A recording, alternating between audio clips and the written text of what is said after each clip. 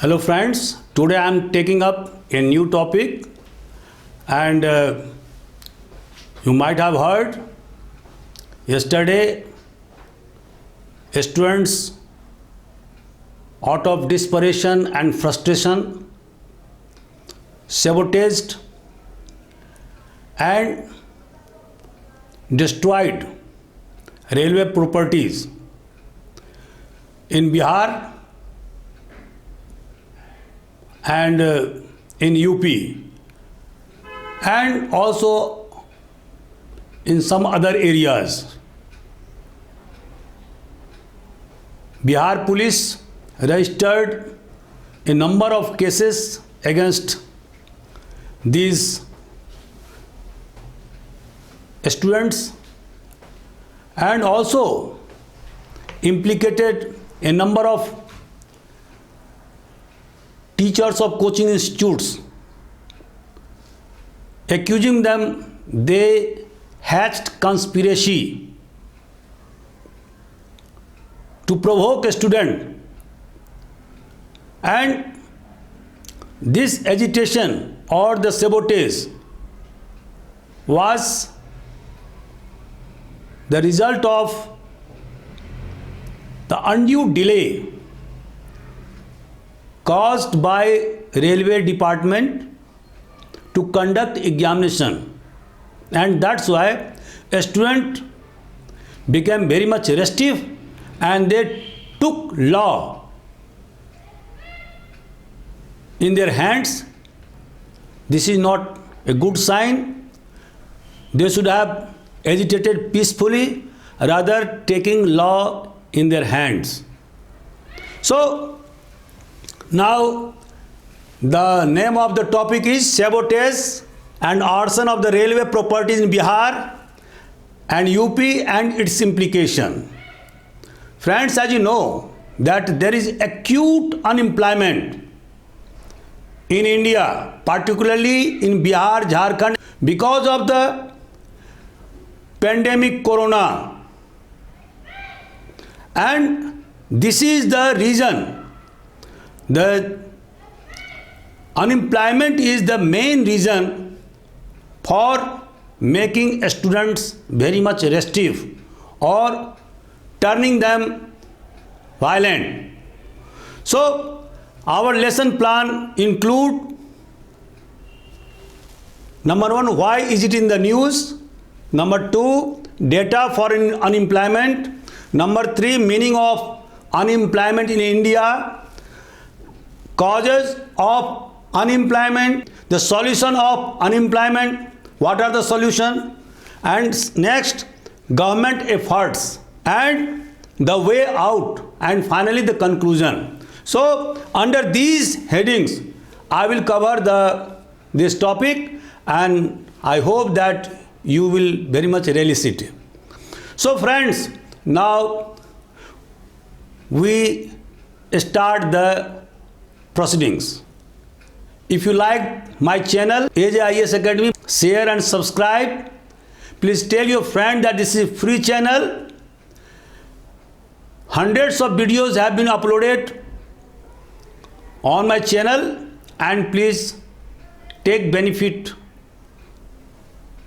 out of these numerous videos for different competitive examinations. So now let us start. So what we see that yesterday the railway track at Gaya in Bihar, or Patna and Prayagraj in UP, these tracks were jammed by students. They arsoned railway bogies, they burnt and destroyed railway properties. This is not a good thing. So what were the reason for the student becoming volatile? Because 1,25,000 vacancies in railway department could not be filled in the last 3 years because of pandemic, because of problem in conducting examinations. And so, out of sheer desperation, a student took law in their hands. So, this is the immediate cause of this incident, and the deeper cause lie in acute unemployment pervading throughout India, and particularly in eastern India like Bihar, Jharkhand and eastern UP. So, data for unemployment. What we see in Bihar, the underemployment or unemployment rate is 13.6%. In rural areas, it is 12.8%, and in urban areas, it is 19.5%. Similarly, because of the pandemic, the unemployment situation has become very much grim in Bihar, Jharkhand, in eastern UP. What is the composition of the different sector of its GDP? So what we see, agriculture 22%, industry 5% and services 73%. Moreover, per capita income is lowest in Bihar. It is around 50,000, and 56% people of Bihar are living on agriculture, the sole source of their livelihood, against the Indian average of 42% on agriculture. So what we see, that there is a complete lack of industrialization in Bihar, and it results into joblessness for those people who are semi-skilled or unskilled, because for want of industrialization in a state like Bihar, Jharkhand or eastern UP, what we see, that people having semi-skill or unskilled, they can't be absorbed in the economies of these states, and so they become unemployed. Economy has not the enough strength to absorb these young people. Moreover, one thing also to be noted in the context of Bihar is that 50% of its people are below 25. So what does this indicate? It indicates that there is acute need of employment for these young people. And since there is no other avenues, so a student or people want government services, private services, to be employed in government services. And so what we see, that Bihari student try hard to get government job. Moreover, the social ethos is such that a student or a man who have got employed in government service becomes more prestigious than others. So what we see now from this data, that in India, average unemployment is 6.78%. Now it has crossed to 7.9%. As of now, according to the CMIE, 7.9% unemployment is pervading in India.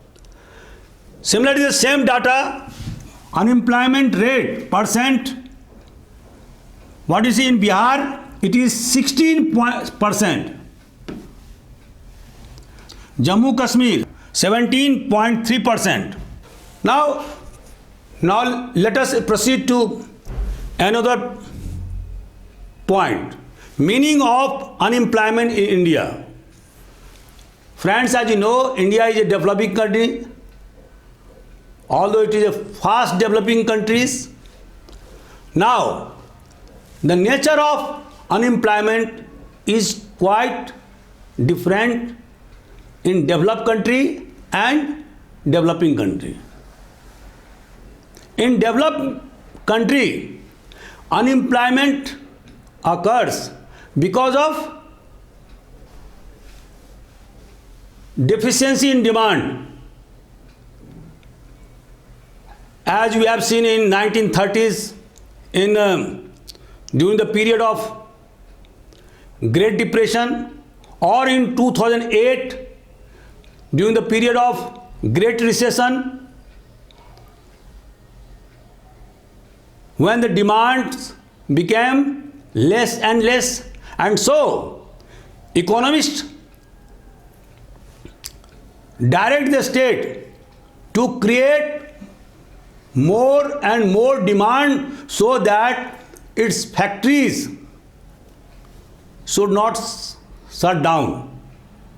But in developing country, what you see, that the unemployment occurred because of structural deficiencies, because of the low capital formation, because of the low investment, because of the population explosion,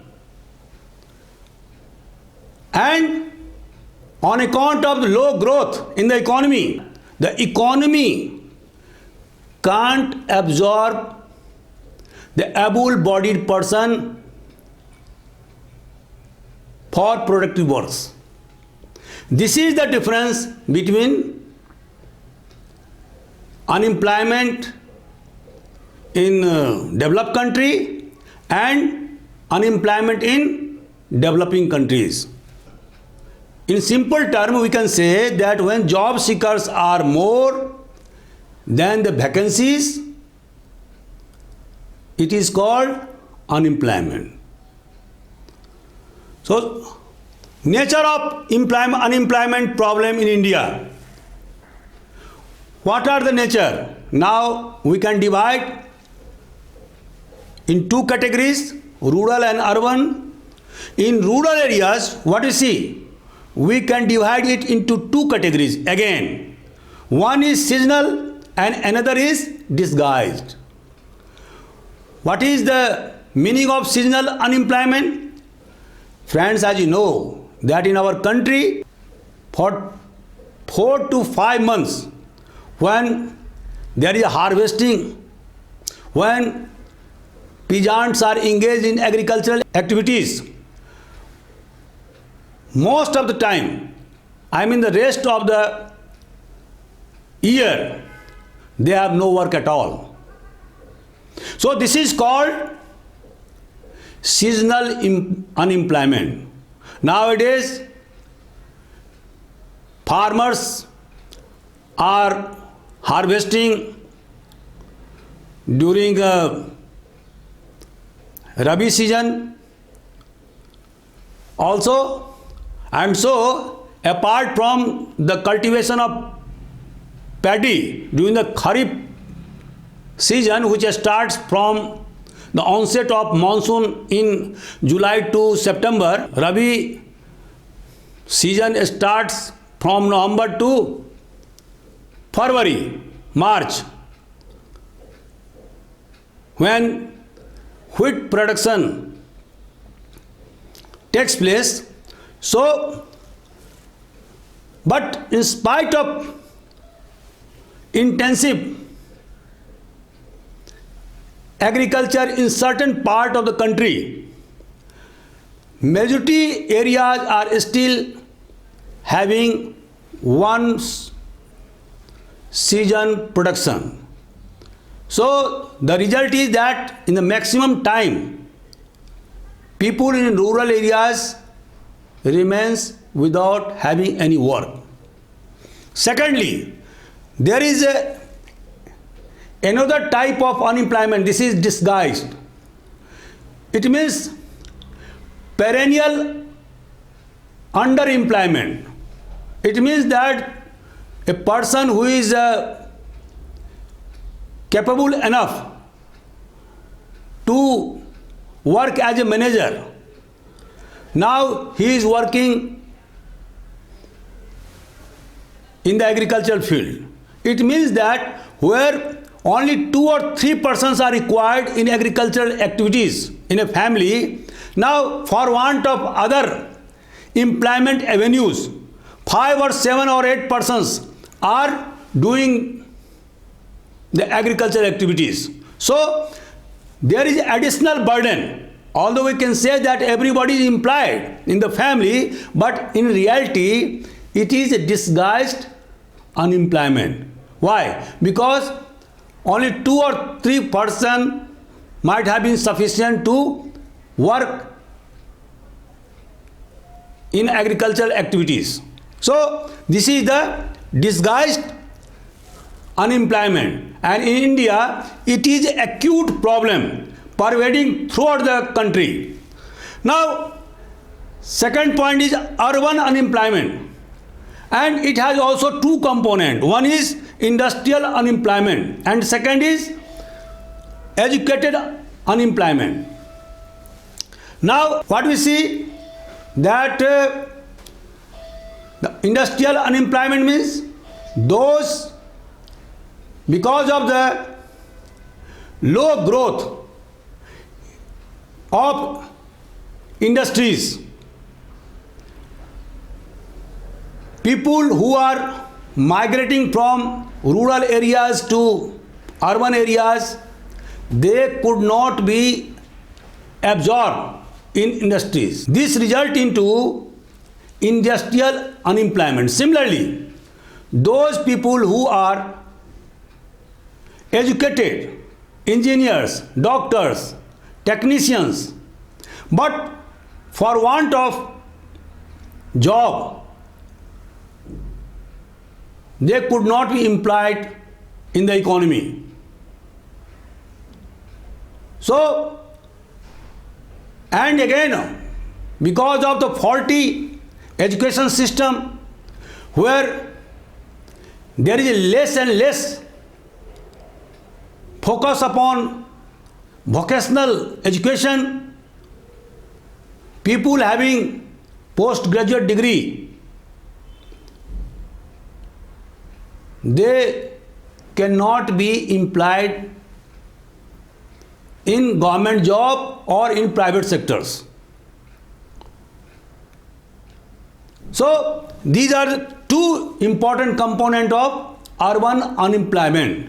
Again, now we switch over to another heading, and this is causes of unemployment in India. What are the causes? Number 1, population explosion.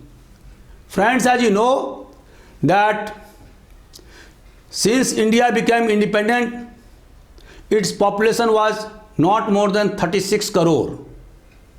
Now it is more than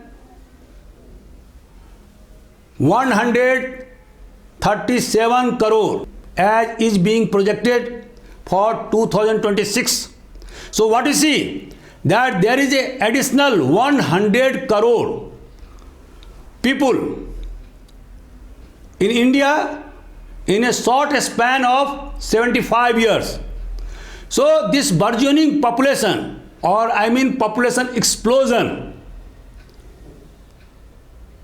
is the root cause of the unemployment, acute unemployment in our country. Although now population is being stabilized, particularly in southern Indian state, the TFR, the total fertility rate, has now come down 2.2. What do you mean by TFR? It means that a girl or a woman who produces the number of children between 15 years to 49 years. So this is called total fertility rate, and Government of India set the target as 2.1 as TFR. Now what we see in southern state, it has done tremendous work on controlling population, and now in several southern states TFR has come down to 1.73 or 76. But as regards northern state, particularly Bihar, Jharkhand, eastern UP, Rajasthan, Madhya Pradesh, what you see, that still their TFR is more than 3. So the population is very much rising in these northern states. We will have to control the population in order to curtail the number of unemployed youth in our economy. Friends, as you know that since 2018, India is now on the threshold of demographic dividend. What does this mean? It means that 69% of its population is in the workforce. Only 31% dependency load is now in India. It means that more and more people have now been the part of the labor force. So it is incumbent upon the Government of India and other state government to absorb these youth, to employ them for productive works. Unemployment or underemployment will cause immense damage to our economy. Moreover, it will also create law and order problem. So friends, what you see, that population explosion is one of the causes, and second is underdevelopment. As we have targeted since independence, we could not achieve the growth rate, the desired growth rate. Up till 1981 or 1991, the growth rate was not, with certain exception, not more than 3 to 4%. After the introduction of LPG model in our country since 1991, India started achieving greater growth rate, and during 2008 to 2012 it reached around 9% growth rate. But we could not sustain our growth, and that's why India still is, the different sectors are still under development. What we see in the case of China, since 1979, the Indian economy and Chinese economy were of the same volumes. But since 1979, when Deng Xiaoping introduced one country, two system principle and opened its economy for world economy, it started growing at 10% for the next 30 years up to 2010.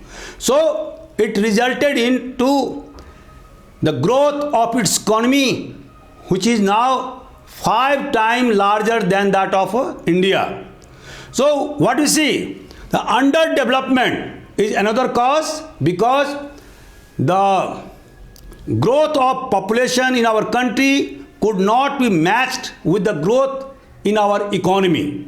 This resulted into unemployment.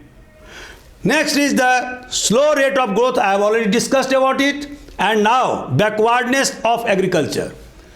Friends, as you know that in India,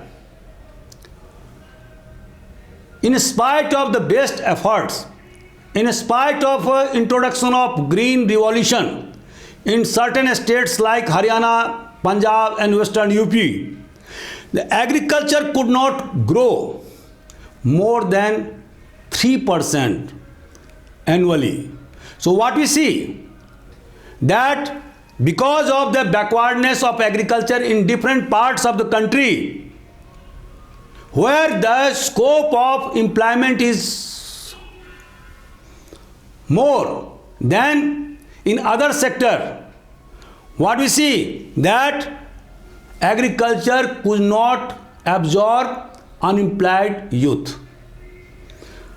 Again, insufficient industrial development. Our industrial development could not achieve at par with Chinese, at par with other advanced countries of the world. Our manufactured goods could not compete with that of advanced countries or China. For example, take the example of China. Now, the bilateral trade between China and India has reached to the tune of 125.5 billion American dollar, where export of Chinese goods into India has gone up to 95.5 billion American dollar, and the Indian export to China has reached to 30.5 billion American dollar. What we perceive now, that the balance of trade is completely in favor of China. So what we see, because of the insufficient industrial development, our trade has become unfavorable with most of the countries. So we have to reverse the trend. And now prevailing education system, we have been giving primacy on the traditional system of education and giving least importance on vocational education, on skill formation. So it resulted into large number of unemployed youth. The traditional education system can't be helpful in mitigating the problem of unemployment. So we have to reverse this trend, and Government of India and different states have done remarkably in this field. Solution for unemployment problem in India. Now, number one is expanding volume of rural works. For example, Government of India has launched Nal Jal Yojana. Its objective is to send tap water to every house. This is the biggest plan of Government of India. And so what you see, numerous people are engaged in Jal Nal Yojana. So similarly, the construction of rural roads, numerous elected panchayat members are engaged in the construction of rural roads. They are engaged in minor irrigation works. So we will have to expand the volume of rural works. Secondly, modernization of Indian agriculture. Friends, as I have told you, that in spite of the efforts of government, we could not grow our agriculture at more than 3%.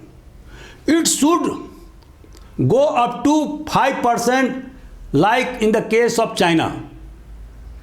In China, its agriculture is growing at 5% annually. Development of rural non-farm activities, those activities which are not related to agriculture sector, but these non-farm activities can also be very much helpful in reducing the unemployment in rural areas. Different rural development schemes can also be launched. Similarly, decentralization of industries. Industries should be located in rural areas also, so that maximum people can be employed, and thereafter finally the population control. The way our population is increasing by leaps and bounds, it must be cut down by different methods, so that the burden of or the pressure of unemployment should also come down. Rapid development of industries in urban areas, revamping education system, as I have already told you, that more emphasis should be given upon vocational training for a skill formation like in China, so that people get themselves self-employed rather to be dependent upon government, and to get the government job they should have sufficient skill to start their own business. Again, development of a small scale industry is a must, because in a small quantity of capital, large number of employment can be created. So, a small scale industries, cottage industry should be strengthened. Like when our country, friends, as you know that before the arrival of Britishers, India had thriving industry, and it was dotted with a small scale industry, handicrafts and cottage industries. The pressure of population on agriculture was less. Now, because of the faulty policy adopted by Britishers and its objective or the aim to convert India into a colony to subserve the mother country, I mean England, its economy was totally devastated. So what we see, that it is necessary for us to revive cottage, handicraft and small scale industries in rural areas as well as in urban areas. A special program for generating employment, as I will just narrate about it. Government of India has launched so many special programs to generate employment opportunities for people in different sectors. So these are the important method for the solution of unemployment in India. Next, what are the government efforts?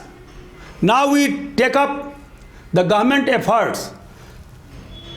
Friends, you know, government started Manrega, Mahatma Gandhi National Rural Employment Guarantee Act, and in 2005, and by this act it has become mandatory for the government to provide 100 days employment to unemployed person. And if government doesn't give employment within 15 days, within the radius of 15 kilometers, then government will have to give compensation to the unemployed youth. So this is a revolutionary act. So what we see, that this has a salutary effect, and we have seen during this lockdown period in pandemic how this Manrega program saved thousands and thousands Indians from starvation to death. Government also doubled its outlay in this project. So this is a remarkable achievement of Government of India. Now second is NREP, National Rural Employment Program, to give employment to people in drought prone areas and the areas having devastated on account of natural calamities. Secondly, Deen Dayal Antyodaya Program Yojana, to provide a skill to the youth so that they can get well-paid job. Rural Works Program was also launched. Similarly, Marginal Farmers Agriculture Laborers, a small farmers development agency, integrated dry land agriculture development, agro service centers, area development scheme, rural landless employment guarantee program. IRDP, in 1980, government launched integrated rural development program by integrating employment guarantee scheme, food for work, a small farmer development agencies, drought prone area program, desert development program, command area development program. All these programs were taken together, and this program IRDP, Integrated Rural Development Program, was launched in 1980 for the asset creation and poverty alleviation. So what you see, that this program was launched in the entire country in 5,000 blocks. Again, Jawahar Rozgar Yojana was launched by Congress government in 1989, combining together National Rural Employment Program and Rural Landless Employment Guarantee Program. Both programs were combined together, and a new program, Jawahar Rozgar Yojana, in 1989 was launched. Similarly, Indira Awas Yojana, where the people having under poverty line, they should go get houses under Indira Awas Yojana. So these were the programs that had been launched by Government of India and different states for the poverty alleviation, for raising the standard of living of average Indians, for tackling the problems of the youth. So now we switch over to suggestions. What are the suggestions? Number one, agriculture growth should receive top priorities. Instead of growing at 3%, agriculture must grow at 5% like in China, so that the additional or the surplus labor should be absorbed in agriculture.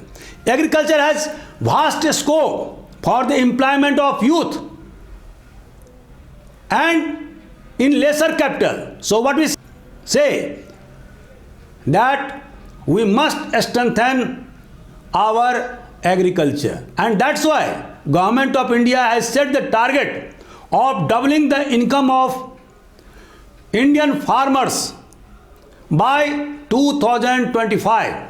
So to achieve an international level of productivity, friends, as you know, that in spite of the introduction of green revolution and in spite of getting self-sufficiency in food, we are still to achieve the international level of productivity. Why I am telling this? If we compare with other countries, for example, although India achieved thrice in the productivity of rice and its production went 10 times more if we compare in 1951 to 52 in wheat production. But in terms of productivity, when we compare the productivity of wheat with England, what we see that more and more have to be done in this regard. Similarly, with regard to the productivity of rice, we are still far behind the productivity of rice in Egypt. So, in the field of productivity of rice, wheat, oilseed, pulses, we have to do more and more efforts to achieve at par productivity with the world. Similarly, considerable scope in agriculture, backward state like Bihar, UP, Madhya Pradesh, Rajasthan and Orissa. There is ample scope because these are the states where the agriculture and its development has not been fully realized. So, we will have to focus on Madhya Pradesh, Rajasthan, Bihar, Eastern UP for raising production of agricultural foods like oilseeds, pulses, wheat, rice.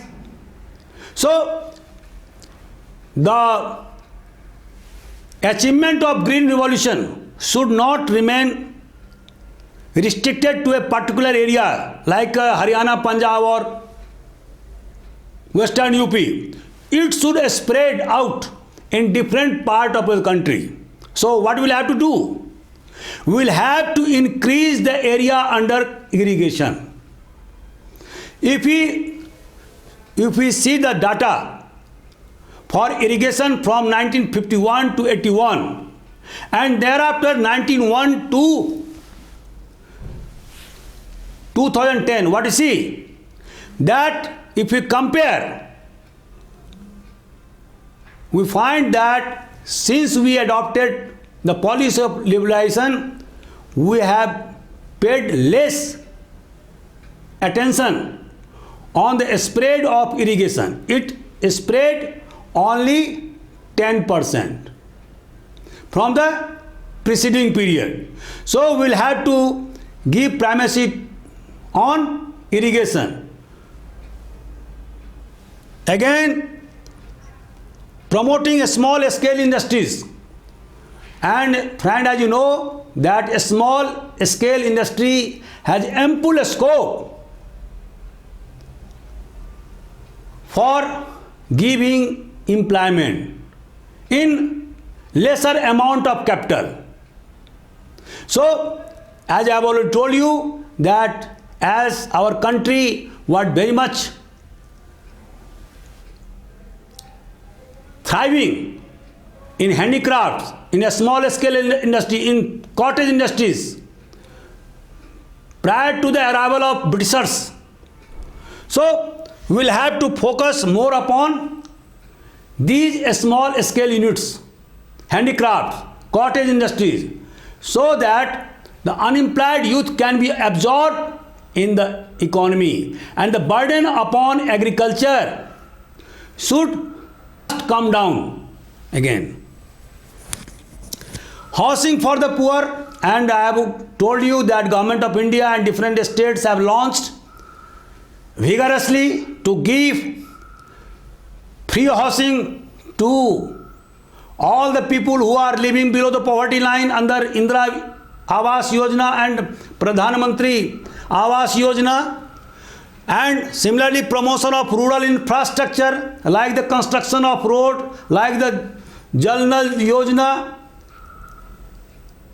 and expansion of social infrastructure like education and health sector.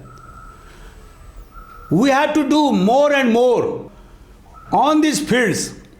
And friends, as you know that still health sector is not up to the mark in India, and in this pandemic and lockdown this sector has been completely exposed. What we see that for those below the 50% population, there is no access to good quality hospital. So although government has launched a vigorous program under Ayushman Yojana, where a person below poverty line can get maximum 5 lakh rupees free treatment. But in spite of this effort, what we have to do? More and more infrastructure in the health sector must be built up with the participation of private sector, and secondly the expenditure of 1% of GDP on health sector must be increased to at least 2%. Similarly, on the educational front, more and more emphasis should be given for a skill formation among our youth, so that they can be self-dependent and they can start their own business. And Government of India is doing on this front by launching several Kaushal Vikas Yojana centers in different parts of the country. So what we see? A stress on a special poverty alleviation program.